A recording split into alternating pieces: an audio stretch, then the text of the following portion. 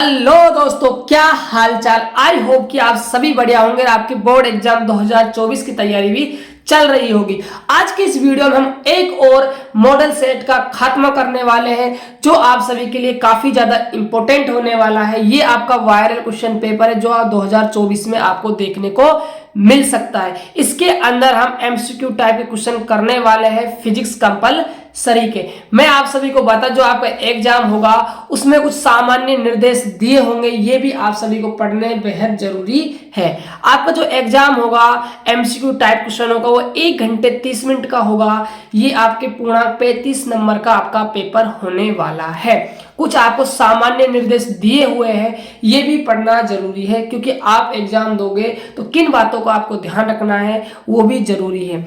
सावधानी पूर्वक सभी विवरण OMR आंसर शीट पर भरें। आप अपना पूरा हस्ताक्षर OMR उत्तर पृष्ठ में दी गई जगह पर ही करें। इस प्रश्न पुस्तिका में कुल 35 बहुविकल्पीय प्रश्न है। सभी प्रश्न अनिवार्य है। प्रत्येक प्रश्न की जो अधिमान्यता है वो 1 अंक की है, यानी कि 35 क्वेश्चन 35 नंबर, हर एक क्वेश्चन 1 नंबर का। ये आपके सामान्य निर्देश हो जाते हैं। डिस्क्रिप्शन बॉक्स में व्हाट्सएप ग्रुप का लिंक दिया हुआ है। यदि आपने अभी तक ग्रुप ज्वाइन नहीं किया है तो फटाफट ज्वाइन कर लीजिए, क्योंकि आने वाली वीडियो का नोटिफिकेशन और इस क्वेश्चन पेपर का जो सॉल्यूशन है वहां आपको मिल जाएगा। साथ ही साथ में चैनल को भी सब्सक्राइब कर लीजिए और बेल आइकन को प्रेस कर लीजिए ताकि आने वाली वीडियो की नोटिफिकेशन मिल सके। तो देखते हैं आज का हम पहला क्वेश्चन क्या कह रहा है। निम्नलिखित में से कौन सा विद्युत क्षेत्र की इकाई है। तो विद्युत क्षेत्र जो फॉर्मूला होता है वो E बराबर में F बटा में Q होता है, मतलब न्यूटन बटे कूलम आपका राइट आंसर हो जाएगा। तो डी ऑप्शन आपका बिल्कुल सही हो जाएगा। मैं आप सभी को सॉल्यूशन करवाऊंगा और रीजन के साथ करवाऊंगा, ठीक है। देखिए अगला क्वेश्चन।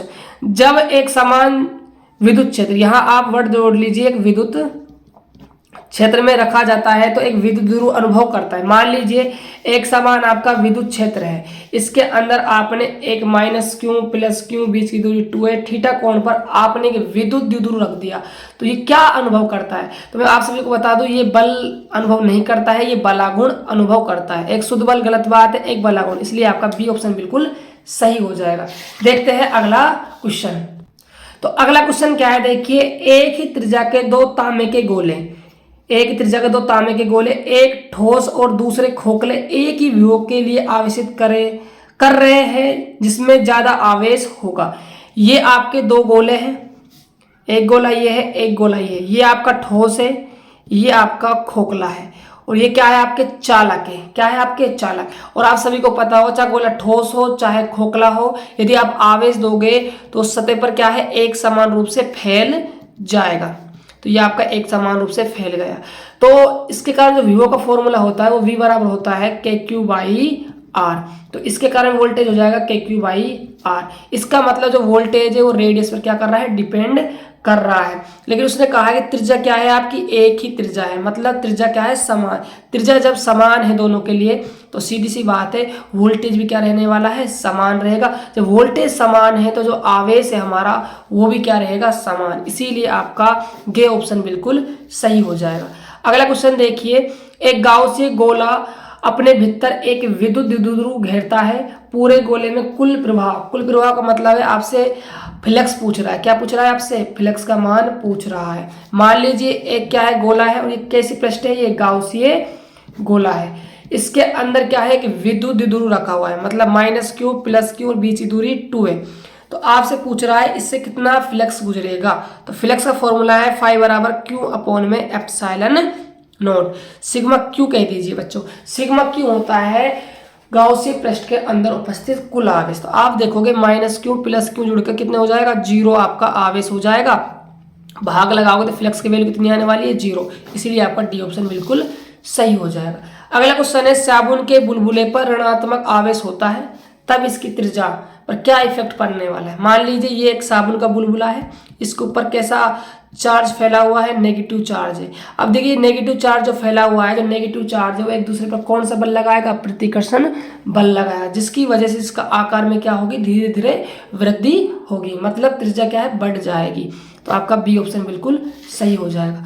अगला क्वेश्चन क्या है। +3 माइक्रोकूलम -8 माइक्रोकूलम के दो बिंदु आवेश 1 न्यूटन बल के एक बल्स के एक दूसरे को क्या करते हैं, आकर्षित। मान लीजिए दो आवेश है आपके, दिया हुआ है 3 माइक्रोकूलम माइनस का 8 माइक्रोकूलम, इनके बीच जो फोर्स लग रहा है वो लग रहा है 1 न्यूटन का, ठीक है।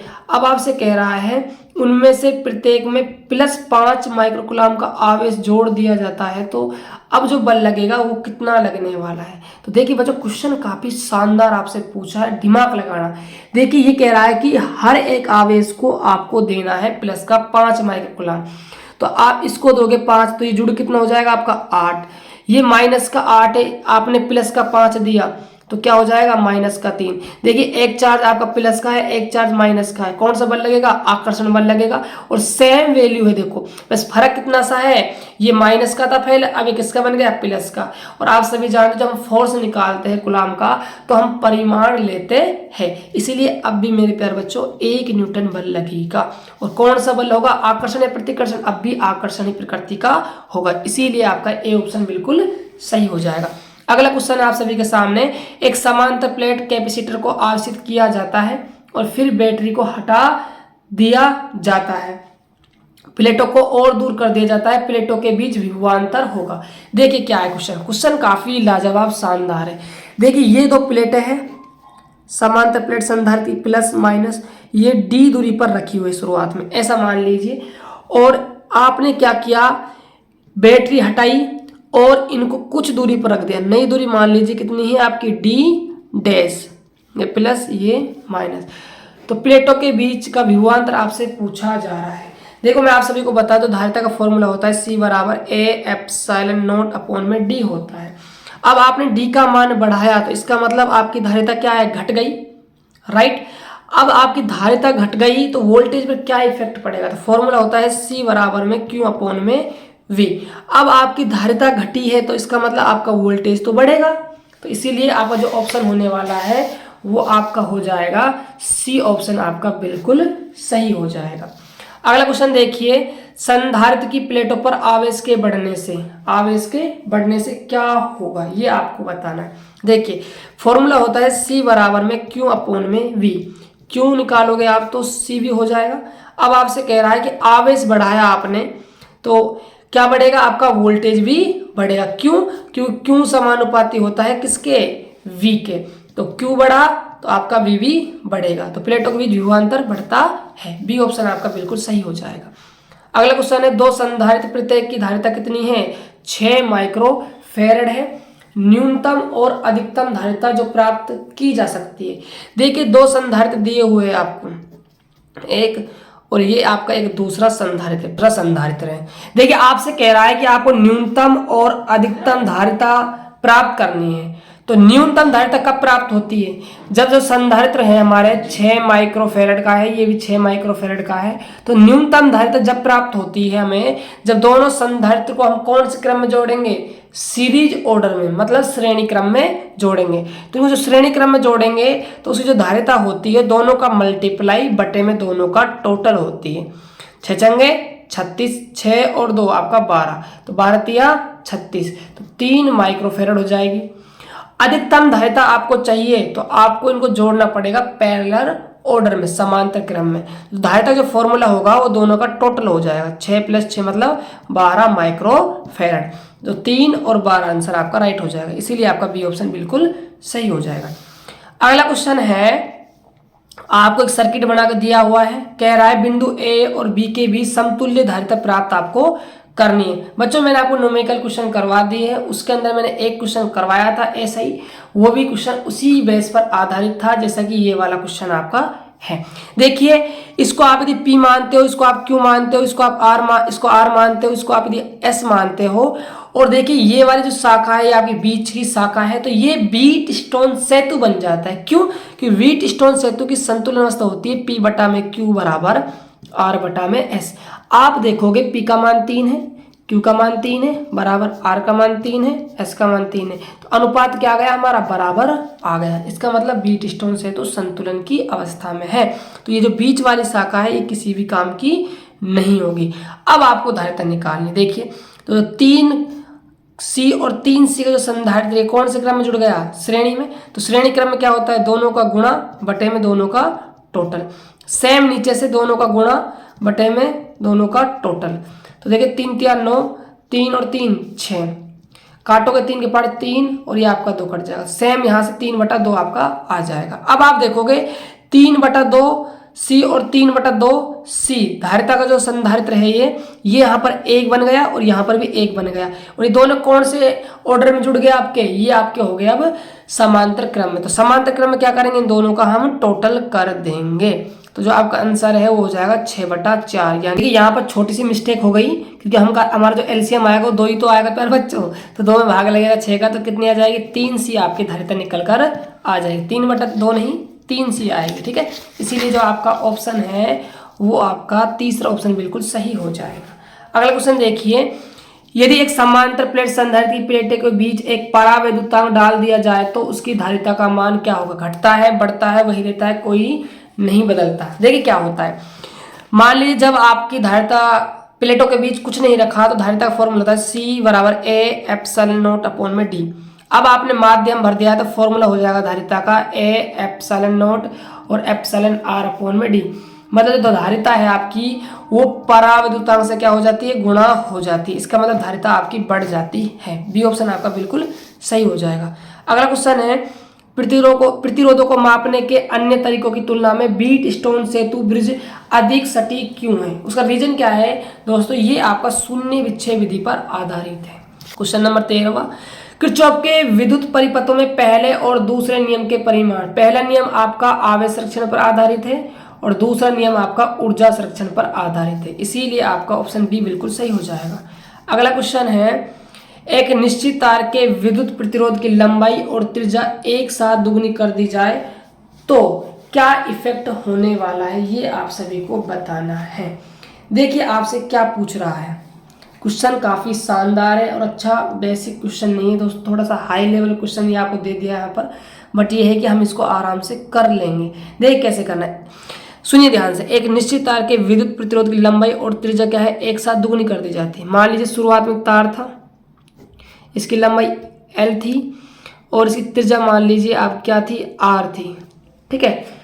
अब क्या हुआ, तो शुरुआत में इसका जो प्रतिरोध होगा वो क्या होगा, R बराबर रो L अपॉन में A होता है अनुप्रस्थ काट का क्षेत्रफल।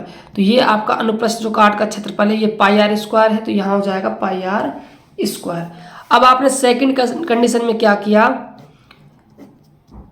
प्रतिरोध लंबाई और त्रिज्या को एक साथ क्या कर दिया, दुगुना कर दिया। ये R2R हो गई और लंबाई L थी, ये कितनी हो गई 2L हो गई। तो R बराबर देखिए R डैश के दीजिए, नया है तो रो लंबाई 2L पाई रेडियस आपकी 2R का स्क्वायर। तो देखिए 2 रो L अपॉन पाई गुणा में 2R का स्क्वायर हो जाएगा 4R²।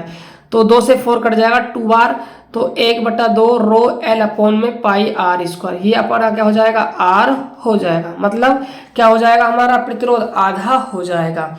तो आधा देख लीजिए, प्रतिरोध आधा इसमें है, आधा इसमें है, ये दोनों ऑप्शन बिल्कुल कट हो जाएंगे। लेकिन ये कह रहा है विशिष्ट प्रतिरोध अपरिवर्तित रहेगा, विशिष्ट प्रतिरोध दुगुना हो जाएगा। देखिए बच्चों, जो विशिष्ट प्रतिरोध होता है वो तार की प्रकृति पर डिपेंड करता है, लेकिन हमने प्रकृति तो चेंज की ही नहीं, तार तो वही सेम ही रहा, इसीलिए ये भी क्या रहेगा आपका अपरिवर्तित रहेगा। अगला क्वेश्चन है कि व्हीट स्टोन ब्रिज की 4 भुजाओं में प्रतिरोध ओम में इस प्रकार है, किस स्थिति में व्हीट स्टोन सेतु संतुलन की अवस्था में है। तो संतुलन की अवस्था में कब होगा, जब इनकी भुजाओं का अनुपात क्या हो जाएगा, बराबर, मतलब P/Q बराबर हो जाएगा R/S के। तो शायद आप देख पा रहे हो, सिर्फ ऐसा एक डी ही ऑप्शन ऐसा है जिसमें आप 4/4 4/4 करते हो तो अनुपात 1 के बराबर 1 आ जाएगा। इसीलिए आपका डी ऑप्शन बिल्कुल सही हो जाएगा। एक तार P समान सामग्री वाले तार Q के व्यास का आधा और लंबाई का आधा है, P और Q के प्रतिरोधों का अनुपात ज्ञात कीजिए। काफी शानदार क्वेश्चन है, ध्यान से समझिएगा। एक P समान सामग्री वाले तार है जो Q की तुलना में उसका व्यास आधा कर देंगे और लंबाई भी क्या कर देंगे, आधा। मान लीजिए एक तार था पहले, इसको मैं Q नाम दे रहा हूं। इस तार का व्यास पहले था D और लंबाई थी L, ठीक है। तो प्रतिरोध क्या हो जाएगा शुरुआत में, देखिए तो RQ मतलब Q तार का प्रतिरोध रो L अपॉन F फॉर्मूला होता है, तो R एल। ए क्या है आपका क्षेत्रफल, और जो आपका ए अनुप्रस्थ काट का क्षेत्रफल है ये इसका क्या हो जाएगा, ये पाई आर स्क्वायर। तो pi R square rho L upon pi. R है आपकी त्रिज्या, व्यास दिया हुआ है डी, तो त्रिज्या कितनी हो जाएगी, डी बाई 2 का स्क्वायर। तो आप देखोगे तो रो एल पाई डी स्क्वायर बटे में 4, ये कहाँ चला जाएगा आपका टॉप पर, 4 रो एल अपॉन में पाई डी स्क्वायर। अब आपसे क्या कह रहा है कि एक तार क्या है, पी है, जो समान सामग्री से बना हुआ है, बट क्या है इसका जो व्यास है वो क्यू तार की तुलना में क्या है, आधा है, और लंबाई भी क्या कर दी हमने, आधी कर दी। तो अब क्या होने वाला है, तो आर पी, तो प्रतिरोध निकाल लीजिए पहले। रो लंबाई आधी मतलब एल बाई 2 कर दिया आपने, और अनुप्रस्थ काट का क्षेत्रफल आपने आधा कर, सॉरी आपने व्यास आधा कर दिया, तो इसका मतलब जो रेडियस है वो भी आधी हो जाएगी। तो पाई रेडियस आधी होगी तो डी फाई 4 का स्क्वायर। तो रो एल अपॉन में 2 गुणा पाई गुणा में डी स्क्वायर बटे में 4 का स्क्वायर होता है 16, ये 2 बार कट जाएगा, 8 आपका ऊपर जाएगा, 8 रो एल अपॉन में पाई डी स्क्वायर। आपको P और Q के प्रतिरोधों का अनुपात निकालना है, मतलब आपको RP बटे में क्या निकालना है, RQ निकालना है। तो RP आपका आया है 8 रो L अपॉन में पाई डी स्क्वायर। आप इसका डिवाइड लगाओगे तो पाई डी स्क्वायर ऊपर चला जाएगा, 4 रो L आपका नीचे आ जाएगा। तो पाई डी स्क्वायर से पाई डी स्क्वायर कट गया, रो एल से आपका रो एल कट गया, 4 से आपका 8 कट गया, 2/1 मतलब 2 अनुपात 1 हो जाएगा। सी ऑप्शन आपका बिल्कुल सही हो जाएगा। कमेंट बॉक्स में जरूर बताना ये सवाल आप सभी को कैसा लगा। अगला क्वेश्चन है, ओमी चालक के लिए अपवाहक बीडी और उस पर लागू विद्युत क्षेत्र संबंध। देखिए जो अपवहन वेग का फॉर्मूला होता है माइनस का ई टोर अपॉन में एम होता है, या आप एक फॉर्मूला और जानते हो, वीडी बराबर न्यू ई होता है। तो जो अपवहन वेग है वो विद्युत क्षेत्र की तीव्रता क्या होता है, समानुपाती होता है। तो बी ऑप्शन आपका बिल्कुल सही हो जाएगा। अगला क्वेश्चन है, एक बाहरी प्रतिरोध R और आंतरिक प्रतिरोध स्मॉल r के सेल से जुड़ा है, परिपथ में धारा अधिकतम होगी। तो धारा अधिकतम क्या होगी ये आपको बताना है, कब होगी धारा मैक्सिमम। तो देखिए ये आपका फॉर्मूला होता है I बराबर में E अपॉन में R प्लस में स्मॉल r। देखिए जो आंतरिक प्रतिरोध होता है वो हर एक सेल का आंतरिक प्रतिरोध अलग अलग होता है, तो इस पर ये चीज डिपेंड करती नहीं है, ना ही विद्युत वाहक बल पर डिपेंड करती। तो I सिर्फ डिपेंड करता है कैपिटल R पर।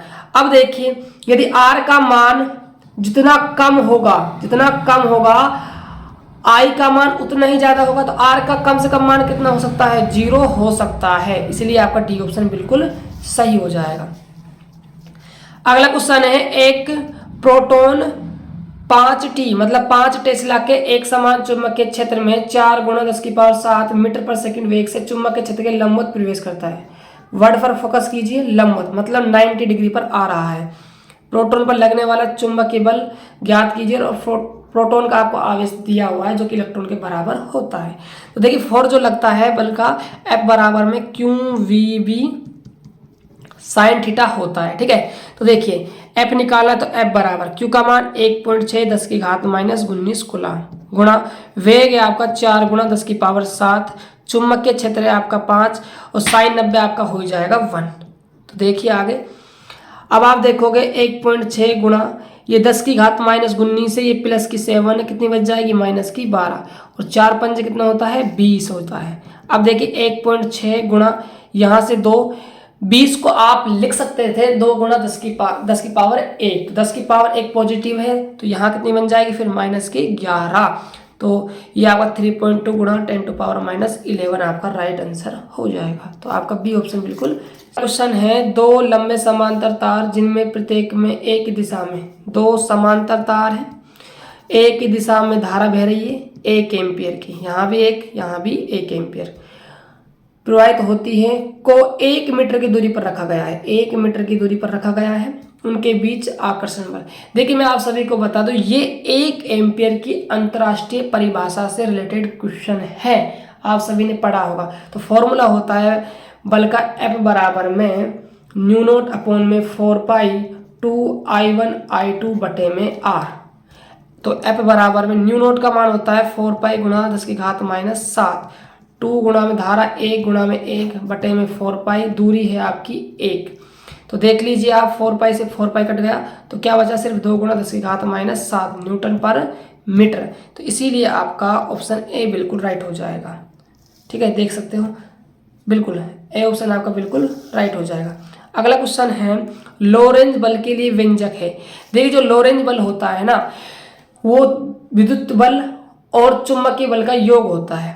जो हमारा लोरेंज बल होता है वो विद्युत बल यानी कि QE प्लस में चुंबकीय बल QVV साइन थीटा का योगफल होता है। तो यहाँ से आप देखोगे Q आपका कॉमन आ जाएगा, यहाँ E वेक्टर बच जाएगा, इसको आप क्रॉस में लिखोगे तो V वेक्टर गुणा में V वेक्टर आपका हो जाएगा। तो इसीलिए आपका जो ऑप्शन है वो आपका ऑप्शन राइट हो जाएगा, सी ऑप्शन आपका बिल्कुल सही हो जाएगा।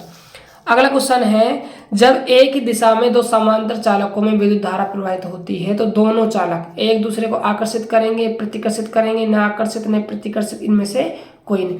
देखिए मैंने आप सभी को बता रखा है, मान लीजिए कोई दो समांतर तार है, उनमें यदि करंट की जो डायरेक्शन है वो सेम है तो ये आपस में अट्रैक्ट बल लगाएंगे। यदि अलग अलग है तो कौन सा बल लगाएंगे? प्रतिकर्षण बल लगाएंगे। इसीलिए एक दूसरे को क्या करेंगे? आकर्षित करेंगे। निम्नलिखित में से कौन चुंबकीय क्षेत्र की इकाई नहीं है? तो टेस्ला इकाई होती है, गॉस एसआई पत्ती में होता है मात्रक, वेबर पर मीटर स्क्वायर बिल्कुल होता है, और स्टेट आपका नहीं होता। अगला है चुंबकीय क्षेत्र की ऐसा इकाई का उल्लेख करें, गॉस टेस्ला वेबर कोई नहीं। तो चुंबकीय क्षेत्र का जो मात्रक होता है वो होता है टकला, टकला मतलब टेस्ला होता है। अगला क्वेश्चन देखिए, लोरेंज बल क्या है? मैंने आप सभी को बताया लोरेंज बल क्या है, विद्युत बल व चुंबकीय बल का क्या है, ये योग है। तो देख लीजिए चुंबकीय क्षेत्र में गतिमान आवेश पर बल, एक समान चुंबकीय क्षेत्र में धारावाही चालक पर बल, समांतर धारावाही चालक पर बल, इनमें से कोई नहीं, इनमें से कोई नहीं, क्योंकि यहाँ पर विद्युत बल और चुंबकीय बल के योग की बात की नहीं गई है भाई, इसीलिए आपका डी ऑप्शन बिल्कुल सही हो जाएगा। अगला क्वेश्चन देखिए, क्वेश्चन नंबर आपका है 26। क्या कहता है? देखिए ये जो आपका क्वेश्चन नंबर 26 है ये आपके सिलेबस में नहीं है। जो क्वेश्चन आपका 27 है इस साल ये सिलेबस में से हट गया है।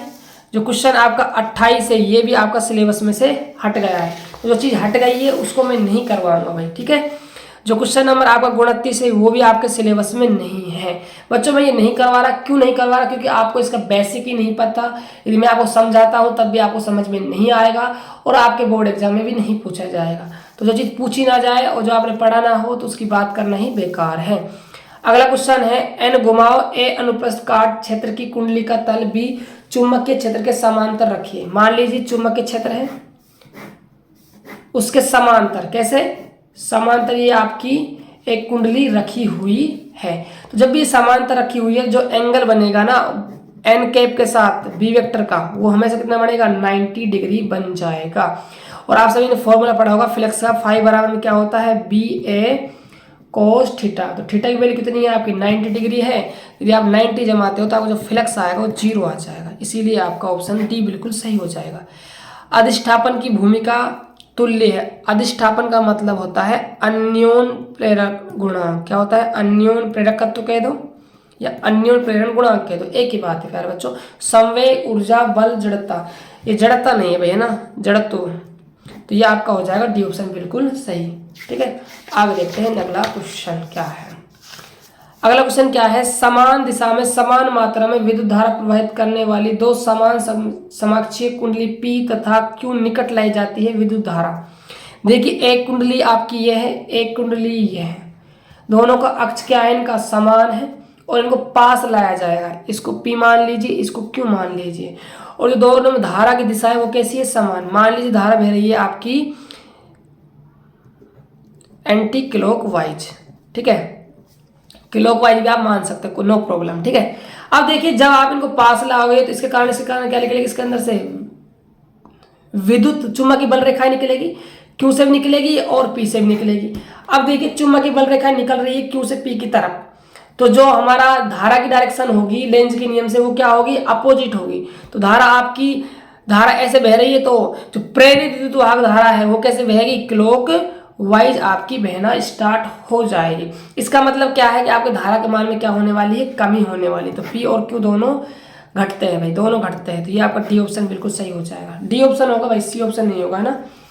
अगला क्वेश्चन है चुंबकीय क्षेत्र में गतिमान तार में प्रेरित धारा की दिशा का उपयोग करके पाया जाता है। फ्लेमी के बाएं हाथ का नियम, फ्लेमी के दाएं हाथ का नियम, एम्पियर का नियम, दाहिने हाथ का ताली का नियम, ये आपका फ्लेमिंग के दाहिने हाथ का नियम होता है भाई। अगला क्वेश्चन देख लीजिए, लेंज का नियम किसके संरक्षण के नियम का पालना करता है? ये आपके ऊर्जा संरक्षण नियम की पालना करता है। तो आपका बी ऑप्शन बिल्कुल सही आंसर हो जाएगा। अगला क्वेश्चन है, दिए गए चित्र में सीधे तार ए से बी तक की धारा घट रही है, लूप में प्रेरित धारा की दिशा होगी।